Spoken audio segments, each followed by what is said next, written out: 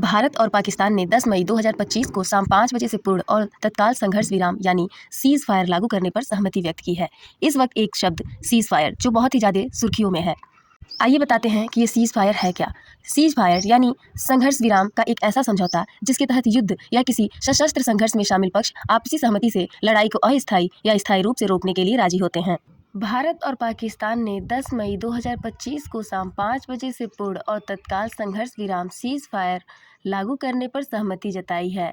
दोनों देशों के सेना संचार महानिदेशकों डीजीएमओ के बीच फोन पर बातचीत के जरिए इस निर्णय पर मुहर लगी। समझौते के तहत थल, जल और वायु क्षेत्र में सभी सैन्य गतिविधियां तुरंत प्रभाव से रोक दी गई हैं। भारत और पाकिस्तान दोनों ने इस संघर्ष विराम की पुष्टि की है। साथ ही 12 मई को दोनों पक्षों के बीच एक और बातचीत प्रस्तावित है, जिसमें सभी मुद्दों पर चर्चा और स्थायी शांति कायम रखने पर विचार किया जाएगा। वहीं ऐसा भी माना जा रहा है कि यह अहम समझौता अमेरिकी राष्ट्रपति डोनाल्ड ट्रंप की मध्यस्थता में हुई वार्ता के बाद संभव हुआ। भारत और पाकिस्तान के बीच हुए सीज फायर की घोषणा के बाद यह शब्द एक बार फिर चर्चा में आ गया है। लेकिन सवाल यह है कि आखिर सीज फायर होता क्या है, इसका उद्देश्य क्या होता है और यह किस तरह से शांति स्थापना की दिशा में पहला कदम भी माना जाता है। तो आइए जानते हैं कि क्या होता है ये सीज फायर।